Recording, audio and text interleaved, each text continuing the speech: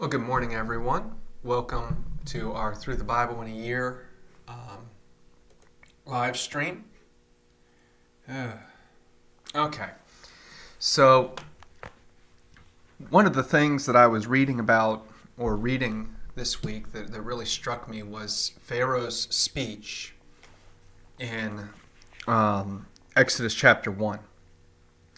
And it says, this starts in verse 9. Look, the people of the Israelites are greater and more numerous than us.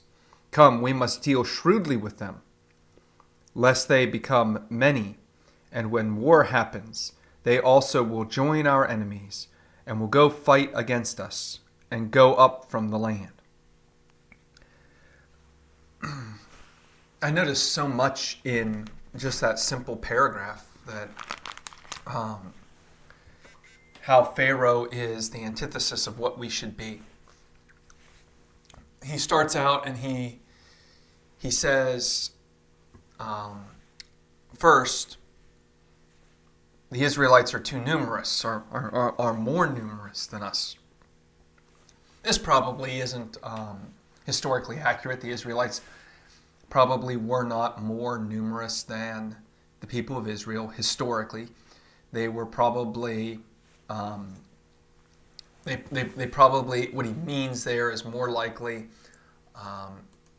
that that the Israelites are more numerous or have more numbers than they can control. Pharaoh is saying that the people of Israel, he can't control the people of Israel. That's probably more accurate to what he's saying. And so he says, let's deal shrewdly with them. And the last time I can remember that we saw that word shrewd was in Genesis chapter 3, where the snake is more shrewd than any other animal. In other words, I think that what the author wants you to think about, what the author really wants you to have in mind as Pharaoh is dealing with the people of Israel, is that Pharaoh is acting just like the snake, which would make perfect sense. Pharaoh's ideas, Pharaoh's behavior in trying to harm the people of Israel is a lot like the way the snake deals with the first couple in the garden. The snake tries to undermine the relationships of those people, tries to undermine their relationship with God, tries to bring them to harm.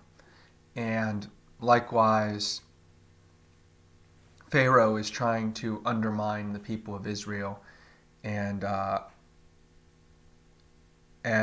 hurt them and their ideals. So that's two. And then number three is Pharaoh, he all but guarantees war. He says to the people in his speech, when war comes, they will join our enemies and fight against us. There's just this automatic fear by Pharaoh that, hey, they're going to be in the other camp. They're not going to be with us. They're going to be with them. And so Pharaoh wants to act in such a way. He doesn't want to help make sure that there is peaceful relations between the Israelites and the Egyptians. He doesn't want to bring the Israelites into a place where, hey, if war happened, then they might fight with Pharaoh and fight with the Egyptians. No, he wants to create a self-fulfilling prophecy that when war happens, Israel will hate Egypt. This is the epitome of how humans act when we are divorced from God. We look at others and we want to undermine them, we want to harm them, We want to destroy them because we're afraid of who they are and how they are acting. You know, instead of working with the group to bolster relations and bolster the identity, Pharaoh seems to want to destroy them. And this goes back, if you can remember back into the story where Joseph's brothers were there eating at his house. The Egyptians sat by themselves, Joseph sat by himself, and Joseph's brothers all had to sit by themselves. Why? Because the Egyptians were too good to eat with Joseph's brothers and too good to eat with Joseph. They created a separation between them. I cannot eat with you because you are not of my culture. We like to do that today. Even today, we still will say, I cannot eat with these people. I cannot associate with these people.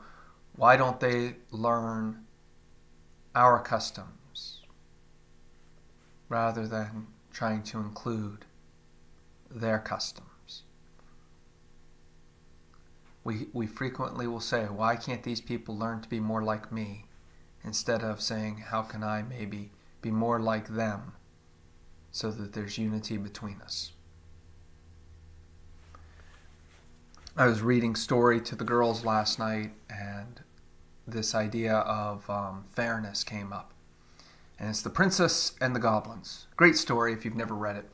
But this little boy, little miner boy, rescues the princess. Well, she rescues him in this point.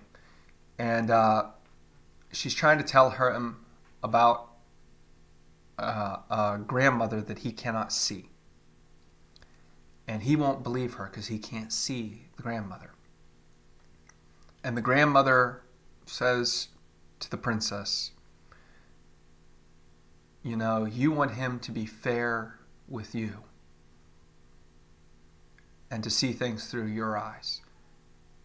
You can't do that. You can't force him into that position, but you can be fair with him and see the world through his eyes and maybe reach out to him.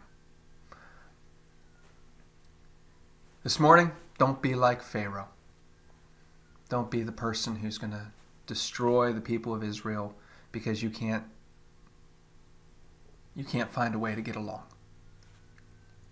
Hopefully you enjoyed that. I'll be back again next week for another reflection on Through the Bible in a Year.